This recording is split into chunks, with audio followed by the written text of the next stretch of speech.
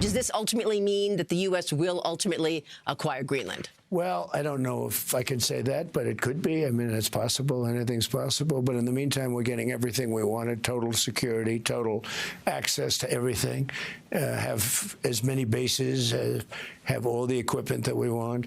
And very importantly, we're building the Golden Dome, we call it. So the Golden Dome will be on Greenland? A piece of it, yes, and it's a very important part because everything comes over Greenland. If the bad guys start shooting, it comes over Greenland. So we knock it down. It's pretty infallible. It's amazing. So President Trump telling Maria yesterday about the plan to secure total access to Greenland at no cost to the United States. The president posting on Truth Social this morning, writing, quote, "What a great trip to Davos it was. So many things accomplished, including the framework of a deal with NATO on Greenland. Also, the Board of Peace." Now, the president arguing U.S. ownership of the Denmark territory is vital for his Golden Dome, a multi-billion-dollar missile defense system he says will be operational before his term is up in 2029. I want to bring in Florida Congressman Brian Mast. He chairs the House Foreign Affairs Committee. Mr. Chairman, good morning to you. Salute, sir. So Bloomberg is reporting this morning that the United States now wants to rewrite its defense agreement with Denmark. That removes any U.S. military limits on the island. Your reaction? Great negotiation by the president. And let's just explain to people, why is this so important? Imagine the United States of America without Alaska, that strategic high ground. This is equally important to our defense, to Europe's defense, to defending against Russia, China, other places. Golden Dome, access to minerals, access to shipping lanes through the Arctic. And what is the direct competition? A lot of people don't realize this, but China is trying to take over both of the poles of the world. We have one base in the Antarctic right now. China, in the last couple of years, has developed 5 bases in the Antarctic. That is what this competition looks like. Understood. And that has been a very clear message from the president and the administration.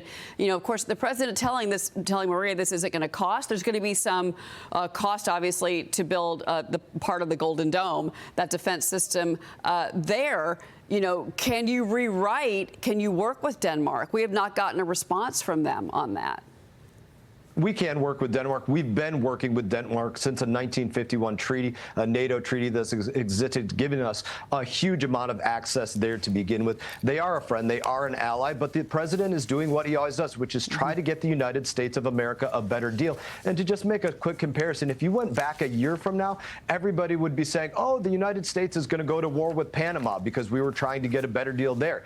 The president got a better deal. He got China less access there. He got America more access there. We didn't go to war, and the president's doing the same thing here with Greenland and Denmark. All right. Let's move on to other news with the president. The president did double down on his tariff threat for countries still working with Iran. Here he is on Air Force One last night. Listen. Are you still planning to go ahead with those tariffs that you had mentioned on the secondary tariffs for those affected by businesses in Iran, the 25% tariffs? I am doing that, yeah. We're doing that.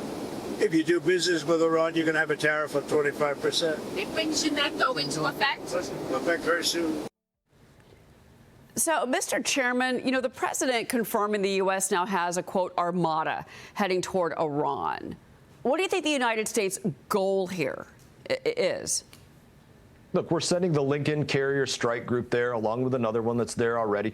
Iran is absolutely still in play. There's still a support for the Iranian people that have been uprising against the Ayatollah. I think the play here is what the president always done. Limited strikes to make sure that he's not leaving a void behind him. He doesn't want to leave a worse situation behind him. He wants to leave a better situation in front of him. And he's not going to execute an operation until he can deliver that. So let's just expound upon that for 1 second.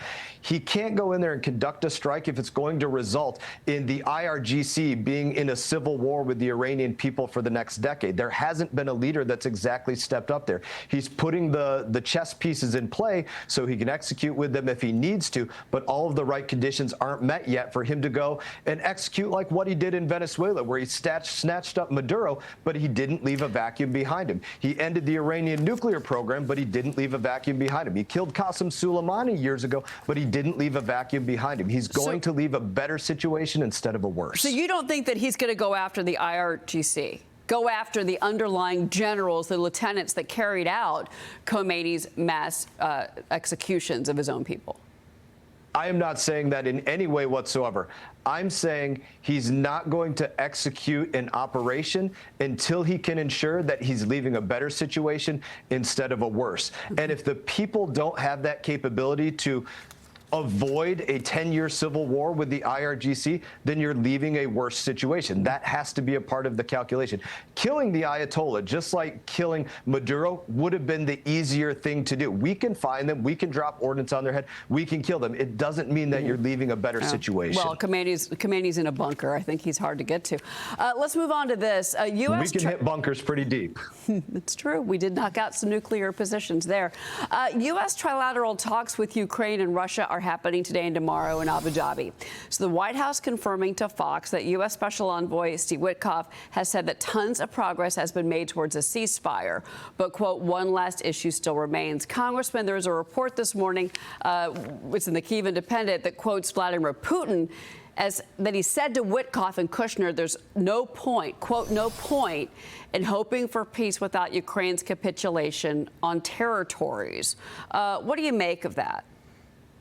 I think that's exactly what Putin wants. He wants the Donbas region. It is a stronghold region for the Ukrainian people, the Ukrainian military. It's an area that he has not been able to take by force. So, of course, he's making it a point to say, I want to get this by negotiation. That is his goal. That's why he's making it such a hard line. And again, I think this is one of the most important points to pay attention to in these whole of trilateral talks. All right. Congressman Brian Mast, it's always great to have you on the program. Thank you for being here.